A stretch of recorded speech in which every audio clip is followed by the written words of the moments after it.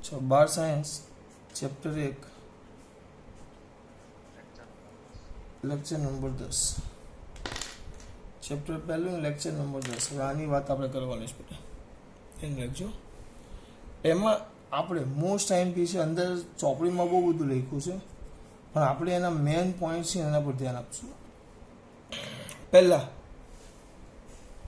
એવો એક પ્રશ્ન થાય કે વિદ્યુત ક્ષેત્ર રેખા હું શબ્દ પર ધ્યાન આપું છું ધ્યાન આપો શું કહે છે વિદ્યુત ક્ષેત્ર રેખાઓ એટલે શું પહેલા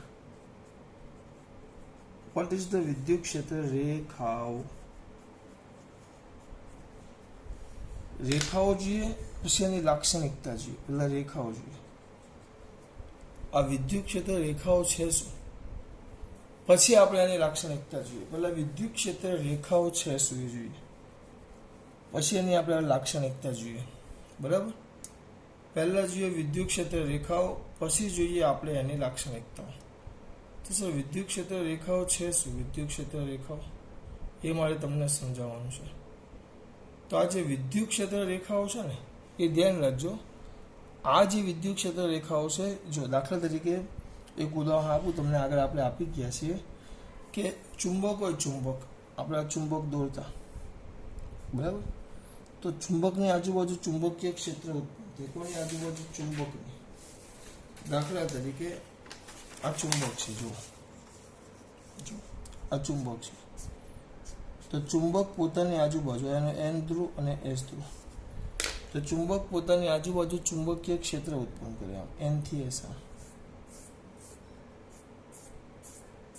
આમ પણ આવે આમ તો આ જે ક્ષેત્ર રેખાઓ છે ચુંબકીય ક્ષેત્રનું નિરૂપણ કરે કે અહીંયા આની આજુબાજુ ચુંબકીય ક્ષેત્ર છે એ કેવું છે એનું નિરૂપણ જે કરે એ ચુંબકીય ક્ષેત્ર રેખાઓ કે આના પરથી તમને અંદાજો આવે કે અહીંયા ચુંબકીય ક્ષેત્ર કેવું છે એની અસર કેવી છે એની પ્રબળતા કેવી છે કયા પ્રમાણમાં લાગે છે કઈ દિશામાં ચુંબકીય ક્ષેત્ર છે બધી માહિતી આના પરથી મળે તો એ જ રીતે વિદ્યુત ભારની આજુબાજુ પણ વિદ્યુત ક્ષેત્ર રેખાઓ મળે ધ્યાન રાખજો તો આ જે વિદ્યુત ક્ષેત્ર રેખાઓ છે ખબર ન પડે ત્યાં પૂછવાનું મારા દીકરાઓ ખબર ન પડે ત્યાં પૂછવાનું મારા દીકરાઓએ આ જે વિદ્યુત ક્ષેત્ર રેખાઓ છે કોણ છે બેટા વિદ્યુત ક્ષેત્ર રેખાઓ ધ્યાન રાખજો તો વિદ્યુત ક્ષેત્ર રેખાઓ એક જ મિનિટ તો આ વિદ્યુત ક્ષેત્ર રેખાઓ જે છે આ જે વિદ્યુત ક્ષેત્ર રેખાઓ છે બેટા એ વિદ્યુત ક્ષેત્રનું ચિત્રાત્મક નિરૂપણ કરે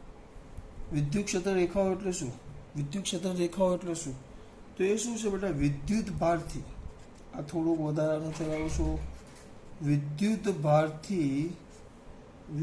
ભારથી ઉદ્ભવતા વિદ્યુત ક્ષેત્રનું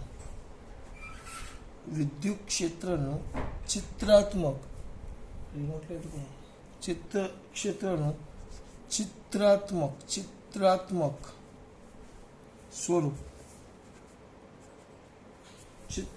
સ્વરૂપ એટલે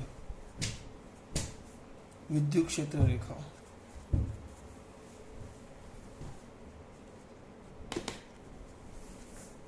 શામાં કઈ જ ખબર ન પડી કઈ નહીં પડી તો હું બેઠો જ છું હું સમજાવવા માટે જ બેઠો છું બેટા હું ખબર ન પડી હોય તો હું સમજાવવા માટે જ બેઠો છું કે આ જે વિદ્યુત ભાર છે એનાથી ઉદ્ભવતા વિદ્યુત ક્ષેત્રનું ચિત્રાત્મક સ્વરૂપ સર હજી ખબર નથી પડી ચલ સમજો દાખલા તરીકે જોજો આ જૂની ચોપડીમાં હતું આ પ્લસ ક્યુ છે આ માઇનસ ક્યુ છે આ પ્લસ ક્યુ છે પેલું માઇનસ ક્યુ છે સમજો તો પ્લસ ક્યુનું વિદ્યુત ક્ષેત્ર કઈ તરફ જાય પ્લસ ક્યુ તો હવે આ વિદ્યુત ક્ષેત્ર દર્શાવે કેવી રીતે આ વિદ્યુત ક્ષેત્ર દર્શાવે કેવી રીતે એક જ મિનિટ સર આ દર્શાવે કેવી રીતે ચો સમજાવું આપણે જે વાત કરી આ પ્લસ છે પ્લસ આ જે પ્લસ છે પ્લસ બરાબર તો પ્લસનું વિદ્યુત ક્ષેત્ર કઈ તરફ આવે તમને ખબર છે તરત બૂમો પાડી મારા છોકરા છે પ્લસનું આવે બહાર તરફ ઓકે હા બેટા હવે જો હું દોરું છું બહાર તરફ કોઈક બિંદુ લઈ લો ચલો લઈ લો તો આનું વિદ્યુત ક્ષેત્ર પ્લસનું દોરો તો આમ જશે પ્લસનું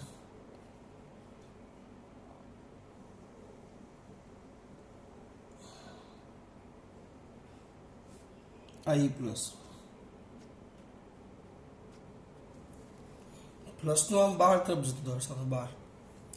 જો માઇનસ લઈ લો, અહીંયા માઇનસ છે તો અંદરની તરફ તીર દોરવાનું આમ. ઓકે બેટા, તીર દોરવાનું આમ, જોજો. એટલે આમ દોર દેવાનું આખું અંદર તરફ. એટલે અહીંયાથી તીર એની બાજુ અંદર તરફ જતું બતાવવાનું આમ, અંદર તરફ.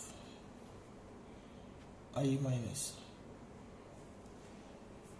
તો એનું પરિણામે વિદ્યુત ક્ષેત્ર બે ની બરોબર વચ્ચે એક સરખા મૂલ્યના છે, એટલે બે ની બરોબર વચ્ચે.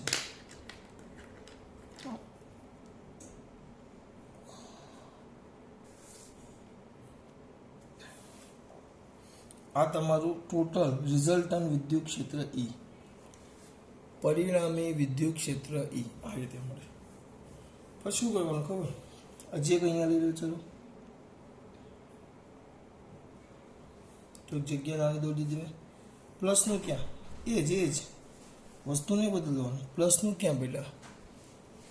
પ્લસનું હું દોરું જ છું. ઓકે ઓકે, વર્ષ બહાર તરફ. પ્લસનું બહાર તરફ આ રીતે.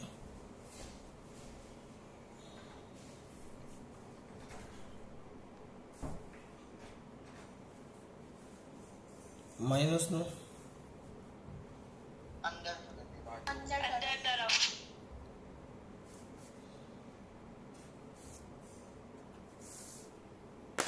અને પરિણામી દોરો એ કમ્પ્લીટ આમ નીચે આવે.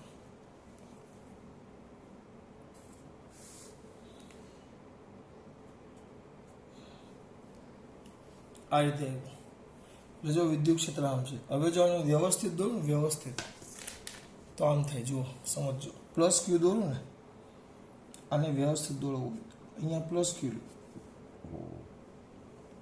અહીંયા માઇનસ ક્યુ લો, તો એ બિંદુઓ બધા આમ હતા. જો એક અહીંયા હતું, એક અહીંયા આવે. આ બિંદુઓ પસંદ કર્યા. આ ત્રણ બિંદુઓ ભાઈ, પી ક્યુ અથવા પહેલું બીજું ત્રીજું બિંદુ. તો આ બિંદુઓ પાસે વિદ્યુત ક્ષેત્ર, આનું વિદ્યુત ક્ષેત્ર આમ આવે, આમ. હવે આને જોડતી એક રેખા દોરો તમે આ રીતે. આને જોડતી રેખા આવી રહી,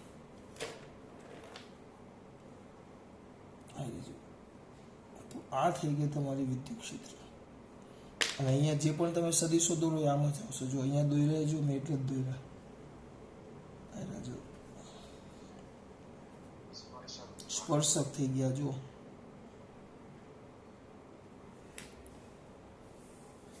તો પહેલા વિદ્યુત ક્ષેત્ર રેખાઓ એટલે વિદ્યુત બળથી ઉદ્ભવતા આ જે વિદ્યુત ક્ષેત્રનું ચિત્રાત્મક સ્વરૂપ દર્શાવે એને વિદ્યુત ક્ષેત્ર રેખાઓ કહેવાય. અથવા તો આ લોકો એક નવી આના પરથી વ્યાખ્યા આપી. વિદ્યુત ક્ષેત્ર રેખા થઈ ગઈ. જુદા જુદા બિંદુઓ છે, 1, 2 અને 3. ત્યાં વિદ્યુત ક્ષેત્ર E1, E2 અને E3 છે. E1, E2 અને E3 છે. તો આના પરથી એક બીજી વ્યાખ્યા આવે કે વિદ્યુત ક્ષેત્ર રેખા એટલે એવો વક્ર. વિદ્યુત ક્ષેત્ર રેખા એટલે એવો વક્ર કે જેના આ ક્ષેત્ર રેખા એવો વક્ર કે જેના કોઈ પણ બિંદુ પાસે દોરેલો વક્ર, આ વક્ર થઈ ગયું, વિદ્યુત ક્ષેત્ર રેખા થઈ ગઈ. આ એક એવો વક્ર છે કે જેના કોઈ પણ બિંદુ પાસે દોરેલો સ્પર્શક. એવો વક્ર કે જેના કોઈ પણ બિંદુ પાસે દોરેલો સ્પર્શક તે બિંદુ પાસે વિદ્યુત ક્ષેત્રની દિશા દર્શાવે છે. ટૂંકમાં મારા દીકરાને ખબર પડી આવી વ્યાખ્યા હતી. જો યાદ કરો તો કયા ચેપ્ટરમાં આવી વ્યાખ્યા આવતી, ત્યારે મેં કીધેલું 12માં ચલાવીશ. એક રેખા વિશે હતી કંઈક.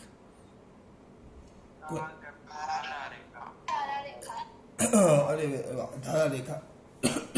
આપણે એમાં લખેલું એવો વક્ર કે જેના કોઈ પણ બિંદુ આગળ દોરેલો સ્પર્શક તે બિંદુ પાસે પસાર થતા તરલના વેગની દિશા દર્શાવે.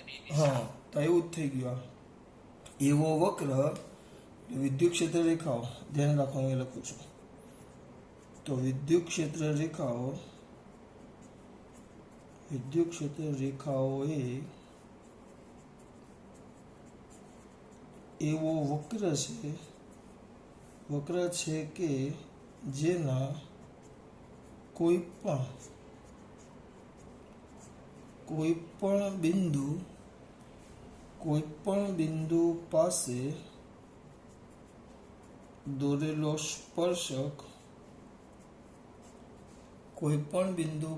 દોરેલો સ્પર્શક તે બિંદુ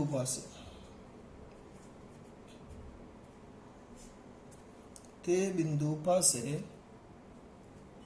વિદ્યુત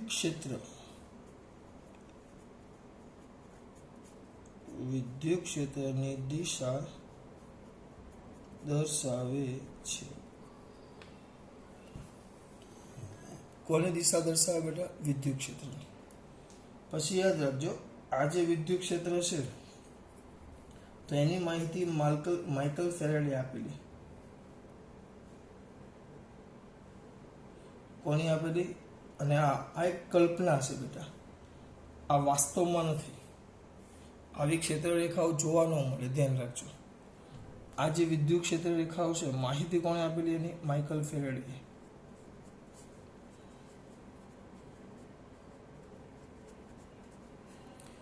એની માહિતી આપેલી, અને એ કલ્પના છે, કલ્પના. કારણ કે વિદ્યુત ક્ષેત્ર રેખાઓ ખરેખર જોવા મળતી નથી, એક કલ્પના છે, ધ્યાન રાખજો. આપણે આ સમજવાનું નથી. આનો સવાલ પૂછવાની શક્યતા બહુ છે. આ સવાલ પૂછાય જ નહીં, બરાબર. આ તો ખાલી આપણે વિદ્યુત ક્ષેત્ર રેખાઓ છે એની માહિતી આપી. આપણે તમને સવાલમાં કયું પૂછે ખબર? વિદ્યુત ક્ષેત્ર રેખાઓની લાક્ષણિકતા. એ મેઇન સવાલ છે આપણા માટે. અને બેટા વિદ્યુત ક્ષેત્ર રેખાઓ જે છે, વિદ્યુત ક્ષેત્ર રેખાઓનું મેઇન કામ કે વિદ્યુત ક્ષેત્ર રેખાઓ, અહીંયા આ યાદ ન રહે, તમે ભૂલી જાઓ. એવો વક્ર કે જેના કોઈ પણ બિંદુ પાસે દોરેલો સ્પર્શક તે બિંદુ પાસે વિદ્યુત ક્ષેત્રની દિશા દર્શાવે. એને વિદ્યુત ક્ષેત્ર રેખા કહેવાય. આ અગત્યનું છે આપણા માટે. હવે આપણા માટેનો સૌથી અગત્યનો સવાલ, વિદ્યુત ક્ષેત્ર રેખાઓની લાક્ષણિકતા. વિદ્યુત ક્ષેત્ર રેખાઓની લાક્ષણિકતા. ધ્યાન આપજો. કોની બેટા? વિદ્યુત ક્ષેત્ર રેખાઓની લાક્ષણિકતા. એક જ બેટા.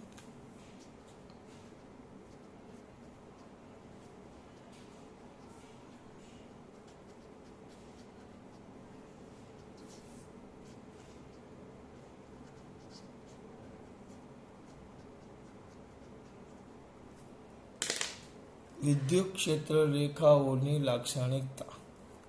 તો સર આમાં શું કરવાનું? કંઈ જ નહીં. પહેલો મુદ્દો, એના બહુ બધા મુદ્દા છે, 5-6. તેનો પહેલો મુદ્દો,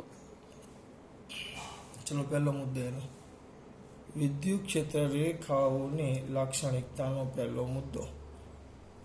સૌ પહેલા હવે ધન વીજભાર આવે, વિદ્યુત ક્ષેત્ર તમે દોરો તો ચલો અહીંયા તેને આપજો. આ ધન વીજભાર છે, પ્લસ ક્યુ, અને આ માઇનસ ક્યુ. આપણે હમણાં જ પેલી રેખા દોરી તો ધનમાંથી ક્ષેત્ર રેખા બહાર આવે અને ઋણમાં પ્રવેશે. બંને બાજુ, એમને એક જ બાજુ. ધનમાંથી બહાર આવે અને ઋણમાં પ્રવેશે. ક્ષેત્ર રેખાઓ ધનમાંથી બહાર આવે અને ઋણમાં અંત પામે, ધનમાંથી ઉદ્ભવે. તો પહેલો જ મુદ્દો છે એનો કે આ જે વિદ્યુત ક્ષેત્ર રેખાઓ છે, આ ધ્યાન રાખજો. સ્થિર વિદ્યુત ભાર માટે ત્યારે જે વિદ્યુત ક્ષેત્ર રેખાઓ છે એ ધનમાંથી શું થાય? ઉદ્ભવે. જો ધનમાંથી ઉદ્ભવે અને ઋણમાં બહાર આવે. તો આપણે કે ભાઈ વિદ્યુત ક્ષેત્ર રેખાઓ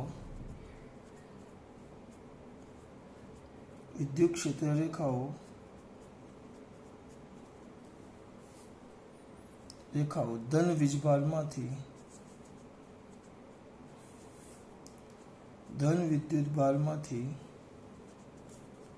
ઉદ્ભવે છે. આકૃતિ દોરવાની નથી અને એક પણ આકૃતિ નથી આપી.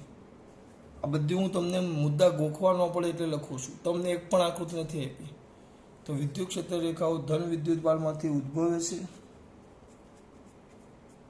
અને ઋણ વિદ્યુત ભારમાં પ્રવેશે છે ને ઉદ્ભવેશ પ્રવેશે બે એક જ થાય. હું બોલું ઋણ વીજભારમાં અંત પામે છે.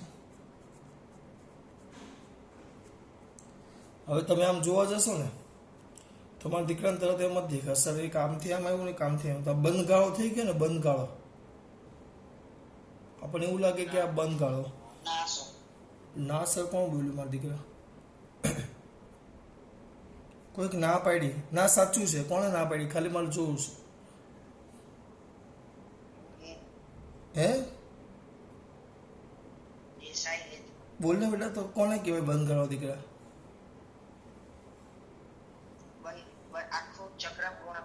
હા, આખું ચક્ર એટલે આ અંત પામે છે. તો બંધ ગાળો એટલે શું એ મારે સમજાવું. એ જે વિડીયો મોકલેલો હોય મેં રિવિઝન માટે મોકલેલો છે આગળ, અને જોયો એને ખબર હોય કે આ પ્લસ ક્યુ છે અને આ માઇનસ ક્યુ છે. તો આમાં વિદ્યુત ક્ષેત્ર પ્લસથી માઇનસ તરફ આમ જાય અને આમાં પણ આમ જાય. આપણને લાગે બંધ, પણ આ બંધ ન કહેવાય. બંધ એના જગ્યાએ તમે ચુંબક લઈ લો ને તો અંદાજો આવે. ચુંબક, આ ચુંબક છે, આયન છે અને એસ છે. તો ચુંબકીય ક્ષેત્ર રેખાઓ આમ એન થી એસ તરફ જાય બહાર, અને અંદર એસ થી એન તરફ જાય. તો આને બંધ ગાળો કહેવાય. એ આવ્યા, એ ત્યાં પહોંચ્યા. આ બંધ ગાળો ન કહેવાય. આ તો એક જ તરફ જાય છે. બધી રેખાઓ ધનથી ઋણ જ જશે.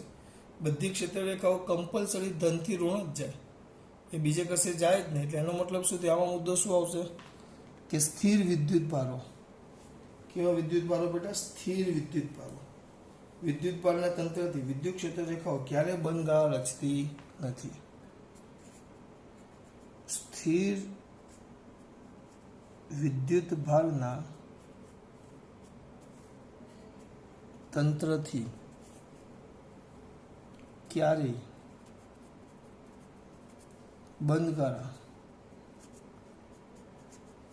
રચાતા નથી. હવે બે મુદ્દા એવા જે તમે હમણાં જ ભણી ગયા. ત્રીજો, બે મુદ્દા એવા કે જે તમે હમણાં જ ભણી ગયા છો. ક્ષેત્ર સ્પર્શક વાળો.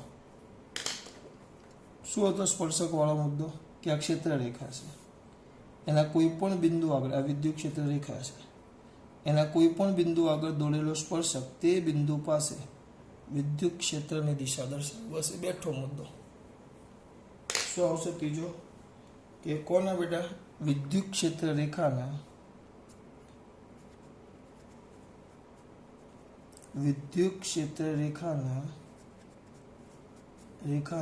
કોઈ પણ બિંદુ પાસે દોરેલો સ્પર્શક તે બિંદુ પાસે કોઈ પણ બિંદુ પાસે દોરેલો સ્પર્શક, વિદ્યુત ક્ષેત્ર રેખાના કોઈ પણ બિંદુ પાસે દોરેલો સ્પર્શક તે બિંદુ પાસે વિદ્યુત ક્ષેત્રની દિશા દર્શાવે. આ ધ્યાન રાખજો. તે વિદ્યુત ક્ષેત્રની દિશા દર્શાવે. આમાં કોઈ શંકાને સ્થાન નથી. તમે કોઈ પણ બિંદુ પાસે સ્પર્શક દોરો તો તે વિદ્યુત ક્ષેત્રની શું દર્શાવે બેટા? દિશા. આ રીતે વિદ્યુત ક્ષેત્રની દિશા દર્શાવે. બરાબર. આ મુદ્દા 3. પહેલું બહુ કઈ અઘરા નથી. હું આકૃતિ યાદ રાખું. આ પ્લસથી માઇનસ આકૃતિ દોરો તો વિદ્યુત ક્ષેત્ર પ્લસમાંથી બહાર આવે છે, ઉદ્ભવે છે અને ઋણ વીજભારમાં અંત પામે છે. અને આ વિદ્યુત ક્ષેત્ર જે રેખાઓ છે તો બે સ્થિર વિદ્યુત ભારો છે. એની ક્ષેત્ર રેખા હંમેશા પ્લસથી માઇનસ તરફ જ હોય. તો એ બંધ ગાળા રચતી નથી. જ્યારે ચુંબકમાં બંધ ગાળા છે, આપણે નથી લખવાનું. આ તો ખાલી મેં તમને સમજૂતી માટે આપ્યું કે બંધ ગાળા એટલે શું એમ. બરાબર. પછી આ કે એના કોઈ પણ બિંદુ આગળ, વિદ્યુત ક્ષેત્ર રેખાના કોઈ પણ બિંદુ આગળ દોરેલો સ્પર્શક, કોઈ પણ બિંદુ પાસે દોરેલો સ્પર્શક તે બિંદુ પાસે વિદ્યુત ક્ષેત્રની દિશા દર્શાવે છે. તે બિંદુ પાસે વિદ્યુત ક્ષેત્રની દિશા દર્શાવે છે. અને ચોથો મુદ્દો જો સમજો, જે તમે ભણી ગયા છો. મારી એવી ઈચ્છા છે કે આનો જવાબ તમે આપો બેટા. દિલથી એવી ઈચ્છા છે. દોરું એટલે મારા દીકરાને ખબર પડી જવી જોઈએ. આપણે ધારા રેખાઓમાં ભણી ગયા હતા બેટા. चलो कोई हाथ ऊंचो करो, हूँ पूछूं, हाथ ऊंचो करो, हाथ ऊंचो करो। તમે આમ બે સ્પર્શક, આ બે વિદ્યુત ક્ષેત્ર રેખા દોરી, બરાબર?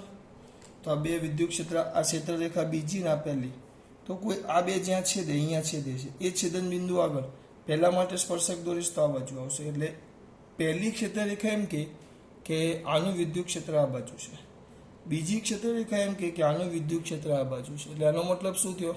આનો મતલબ શું થયો કે વિદ્યુત ક્ષેત્ર રેખાઓ જો જે શક્ય નથી, એક જ બિંદુ આગળ બે વિદ્યુત ક્ષેત્ર બને એ શક્ય જ નથી બેટા, કોઈ હિસાબે શક્ય નથી. એટલે શું આવશે અહીંયા ધ્યાન. તો આપણે શું લખશું કે આ ક્ષેત્ર રેખાઓ, વિદ્યુત ક્ષેત્ર રેખાઓ, વિદ્યુત ક્ષેત્ર રેખાઓ, વિદ્યુત ક્ષેત્ર રેખાઓ કદી પણ એકબીજાને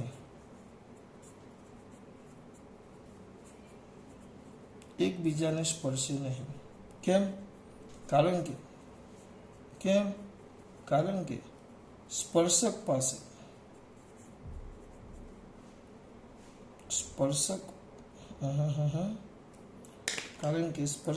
ને એને સ્પર્શક નો કહેવાય, જ્યાં છેદે છે ને આપણે સ્પર્શક ને કહીશું છેદન બિંદુ પાસે.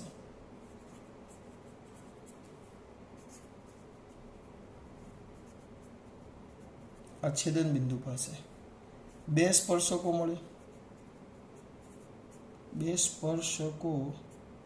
મળે, જે તે બિંદુ પાસે બે જુદી જુદી દિશામાં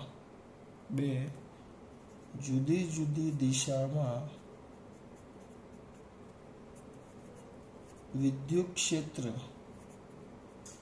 હોવાનું સૂચવે.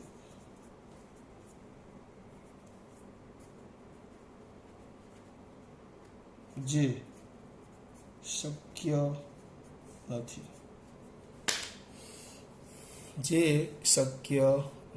ફરી પાછું પહેલું, પ્લસમાંથી બહાર આવે, પ્લસમાંથી ઉદ્ભવે, ઋણમાં અંત પામે, બંધ ગાળા રચતી નથી. ત્રીજું, એવો વક્ર કે જેના અથવા એના કોઈ પણ બિંદુ પાસે દોરેલો સ્પર્શક તે બિંદુ પાસે વિદ્યુત ક્ષેત્રની દિશા દર્શાવે. બે વક્રો કદી પણ એકબીજાને છેદે નહીં. જો છેદે તો છેદન બિંદુ આગળ બે સ્પર્શકો મળે, જે બે જુદી જુદી દિશામાં વિદ્યુત ક્ષેત્ર હોવાનું સૂચવે, જે શક્ય નથી. આ એના અગત્યના 4 મુદ્દા. પછી આગળ થોડુંક ચોથો પછી કયો મુદ્દો બેટા? 5મો જોઈએ. હજી 2 મુદ્દા બાકી છે, 5મો અને 6ઠ્ઠો જોજો ખાસ. અહીંયા ધ્યાનમાં દીકરાઓ 5મો મુદ્દો શું કે સર તમને? તમે આમ દોરો,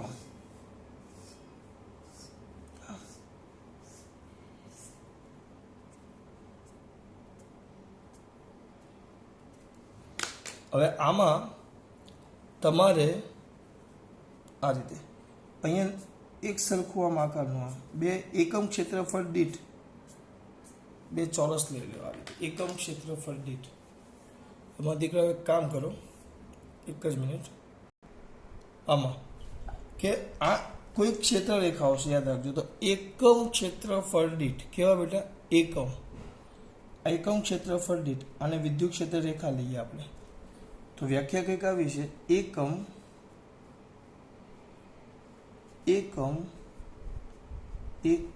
ક્ષેત્રફળ દીઠ પસાર થતી વિદ્યુત ક્ષેત્ર રેખા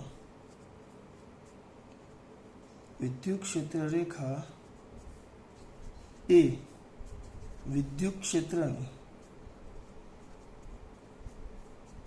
તીવ્રતા દર્શાવે. ટૂંકમાં વિદ્યુત ક્ષેત્ર કેવું છે એ તમને ક્ષેત્ર રેખાઓની તીવ્રતા પરથી ખબર પડે કે આ વિદ્યુત ક્ષેત્ર રેખાઓની તીવ્રતા પરથી. ધ્યાન રાખજો સર. એટલે અહીંયા જુઓ, આને પકડો, અહીંયા જુઓ. તો આ બી એક સરખા જ મેં દોરવાનો પ્રયત્ન કર્યો છે, આ બંને. તો અહીંયા ધ્યાનથી જોશો ને, તો આ જે ક્ષેત્ર રેખાઓ છે ને, અહીંયા જો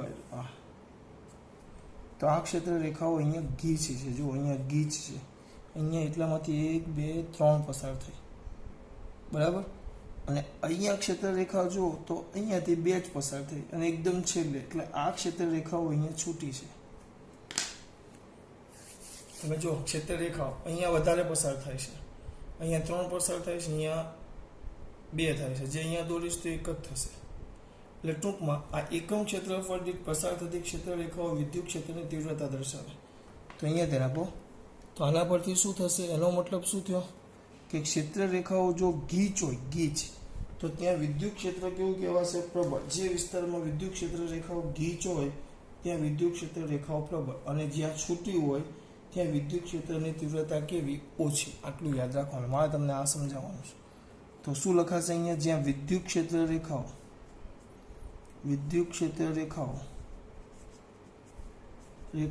ગીચ ત્યાં વિદ્યુત ક્ષેત્ર પ્રબળ, અને જ્યાં વિદ્યુત ક્ષેત્ર રેખાઓ નિર્બળ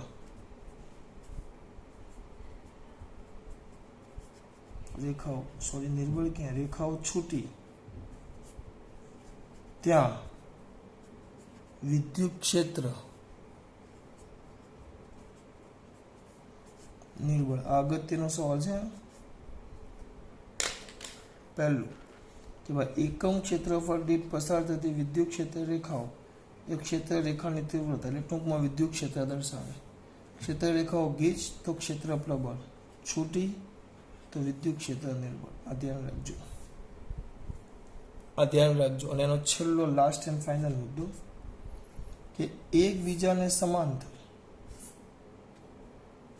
અને એકબીજાને સમાન અંતરે આવેલી, સમાંતર અને એકબીજાને, સમાંતર તો ખરી છે બરાબર, પણ સમાન અંતરે આવેલી, એકબીજા વચ્ચે સમાંતર છે તો એકબીજાને સમાંતર અને સમાન અંતરે આવેલી છે। સમાંતર ને સમાન અંતરે એવો શબ્દ કેમ વાપરો, જો આમ હોય તો આ સમાંતર, પણ આમ છે, ચલો લેવું તો સમાંતર ખરી પણ સમાન અંતરે નથી। જો આ એક આ કહેવાય સમાંતર ને સમાન અંતર, આ ન કહેવાય। તો એકબીજાને સમાંતર, અહીંયા ધ્યાન આપજો, એકબીજાને સમાંતર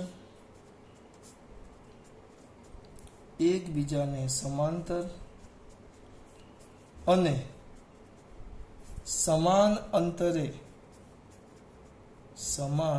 અંતરે આવેલ વિદ્યુત ક્ષેત્ર રેખાઓ સમાન વિદ્યુત ક્ષેત્રનું નિરૂપણ કરે છે।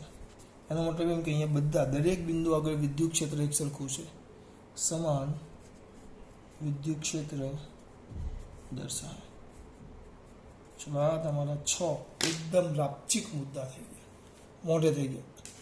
પહેલું તો આયરું ક્ષેત્ર રેખાઓની લાક્ષણિકતા। જો આકૃતિ પરથી એક પણ આકૃતિ ચોપડીમાં આપી નથી, આમાં નવીમાં, જૂનીમાં તો આપેલી છે અમુક, પણ આપણે આ જો પહેલા પ્લસમાંથી ઉદ્ભવે છે અને માઇનસમાં અંત પામે છે। સ્થિર વિદ્યુત ભારો વડે વિદ્યુત ક્ષેત્રના બંધગાળા રચાતા નથી। કોઈ પણ બિંદુ આગળ દોરેલો સ્પર્શક તે બિંદુ આગળ વિદ્યુત ક્ષેત્રની દિશા દર્શાવે છે।